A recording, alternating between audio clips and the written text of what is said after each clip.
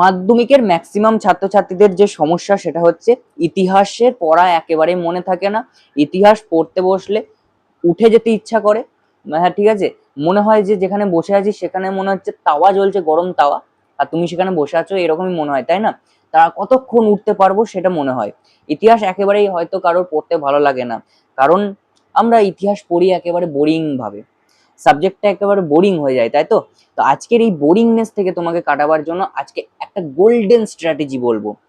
তোমরা সবাই আমার কাছে গোল্ডেন ব্যাচ, সেহেতু এই গোল্ডেন ব্যাচের জন্য আজকের এই গোল্ডেন স্ট্র্যাটেজি একেবারেই মিস করো না, প্রথম থেকে শেষ পর্যন্ত দেখতে থাকো। অবশ্যই সবাই পারবেই পারবে, ঠিক আছে? আর অবশ্যই গোল্ডেন স্ট্র্যাটেজিটা শোনার পর কেউ হেসে ফেলো না, ঠিক আছে? একটু হাস্যকর হতে পারে, কিন্তু কেউ হাসবে না। আজকের এই ভিডিওতে এই টপিক নিয়ে আলোচনা করব। ভিডিওটা ভালো লাগলে অবশ্যই লাইক শেয়ার কমেন্ট করতে একেবারেই ভুলো না।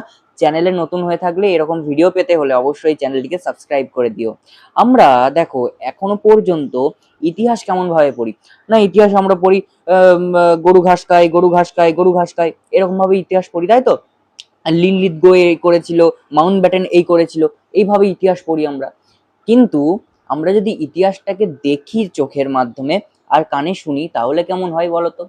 এবার তোমরা বলবে দাদা আমরা শুনবো, এটা ঠিক আছে, দেখবো কি করে? আমাদের তো সেই সময় জন্মই হয়নি, আমরা কোথায় ছিলাম সে তো আমরা নিজেই জানি না। এর একটা ভালো মাধ্যম কি জানো? সিনেমা। এখনকার যুগ কিসের যুগ? এআই যুগ। আর এআই যুগের দাঁড়িয়ে, অর্থাৎ এই এআই জামানায় দাঁড়িয়ে আমরা এআই দ্বারা ইতিহাসকে অনেক ভালোভাবে জানতে পারি।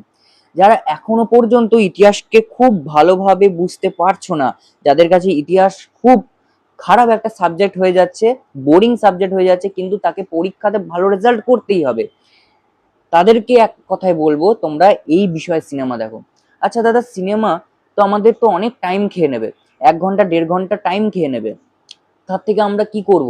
1 ঘন্টা যদি মোবাইলই দেখে নিই, 1.5 ঘন্টা 2 ঘন্টা যদি মোবাইলই দেখে নিই, তাহলে আমরা পড়বো কি করে? সময় বার করো, একটা ফাঁকা টাইমে এই সিনেমাগুলো দেখো। কি কি সিনেমা দেখবে?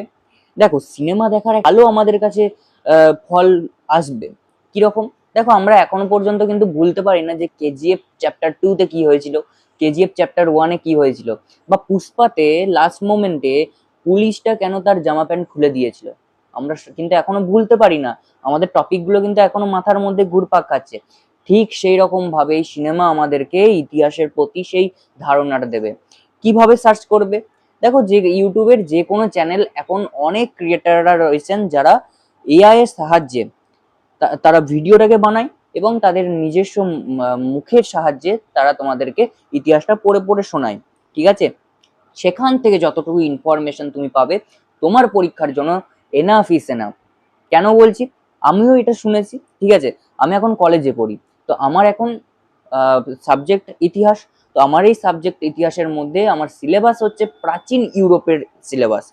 একেবারে বোরিং তোমাদের, মানে ইউরোপটা শুনলেই মনে হবে যে বোরিং বোরিং। একে তো ইতিহাস অনেকের কাছে বোরিং লাগে, আবার ইউরোপ যখন শোনো, তোমরা ক্লাস 9-এও পড়েছো ইউরোপ, ঠিক আছে? ইউরোপ শুনলেও তোমাদের কাছে বোরিংনেস চলে আসে।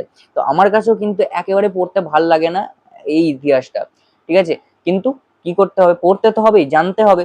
সেজন্য আমি একেবারে ক্লিয়ারলি বলে দিতে চাই তোমাদের আমি কি কি করছি, সেই অনুযায়ী তোমরা চলতে পারো, ঠিক আছে?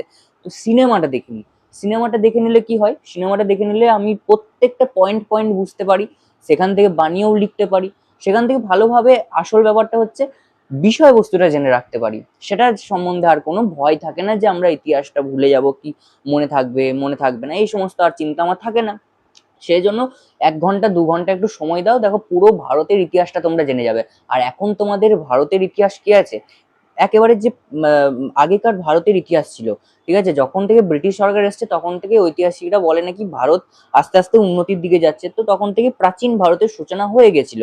তো প্রাচীন ভারতের ইতিহাস সার্চ করে নাও, ঠিক আছে?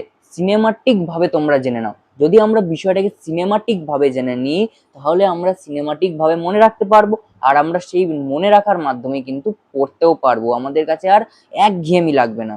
দেখো হ্যাঁ, এটা কিন্তু সব জিনিসের পক্ষেই প্রযোজ্য নয়। যেমন অঙ্ক কি আমরা সিনেমার মাধ্যমে বুঝতে পারবো? না, অঙ্ক আমাদের পুরোটাই কনসেপ্ট। ইতিহাসও কনসেপ্ট রয়েছে, কিন্তু আমরা ইতিহাসের বিষয়গুলো যদি দেখে দেখে সিনেমার মাধ্যমে যেটা আমাদের কাছে রয়েছে সেটা যদি আমরা কাজে লাগাই, তাহলে আমাদের কিন্তু খারাপ হবে না, তাই তো? তো আমরা সিনেমা দেখে দেখে ভালো করে যদি পড়ি, তাহলে তো আমাদের ভালোই হয়, সময় তো নষ্ট হবে না, খারাপ ভাবে তো সময় নষ্ট হবে না, ভালোভাবেই সময় যাবে। তো আমরা যদি ভালোভাবে সময়টাকে কাজে লাগাতে পারি, তাহলে আমাদের কোনো চাপ থাকবে না। তবে এখানে একটা কন্ডিশন অ্যাপ্লাই করতে হবে। সেটা কি? একটা ফাঁকা টাইম বেছে নাও, সেই ফাঁকা টাইমে তোমাকে দেখতে হবে। আর মোবাইলে ভালোভাবে সার্চ করো, দেখো কোন চ্যানেলটা ভালো করে এক্সপ্লেন করছে তোমাদের কাছে, সেই চ্যানেলটা তোমরা দেখো, সেই চ্যানেলের মধ্যে যাও, সেই চ্যানেলের মধ্যে একেবারে প্রথম থেকে A to Z যা যা তারা বলছেন সেগুলো একটু ভালো করে শোনো এবং দেখো। দেখার মাধ্যমে এবং শোনার মাধ্যমেও কিন্তু পড়াশোনা খুব ভালোভাবে মনে থাকবে, ঠিক আছে? এই সিনেমার মাধ্যমে তোমরা পড়াশোনা কেমন ভাবে মনে রাখবে সেটা তো বললাম। এবার এটাকে আদেও কি কাজে লাগবে? অবশ্যই কাজে লাগবে। পরীক্ষার আগের এই মুহূর্তগুলোতে আমরা যদি এরকম ভাবে ছোট্ট ছোট্ট ট্রিক্স, ছোট্ট ছোট্ট স্ট্র্যাটেজি গুলো যদি অবলম্বন করি না, তাহলে আমাদের খুব ভালোভাবে পরীক্ষাতে নাম্বার আসবে, ঠিক আছে? তো আমাদের মেন বিষয়টাই হচ্ছে বিষয়বস্তুটা জানা। আমরা সিনেমার মাধ্যমে অবশ্যই ভালোভাবে এই বিষয়গুলোকে মনে রাখতে পারবো, ঠিক আছে? তো ভালোভাবে এখন থেকে পড়ো, এখন থেকে যেমন ভাবে বলছি সিনেমাগুলোকে ভালোভাবে দেখো, ঠিক আছে? সিনেমা দেখার মাধ্যমে সময় কিন্তু নষ্ট হবে না, ভালোভাবে দেখতে থাকো। অবশ্যই এরকম স্ট্র্যাটেজি পেতে চ্যানেলটির পাশে থাকো।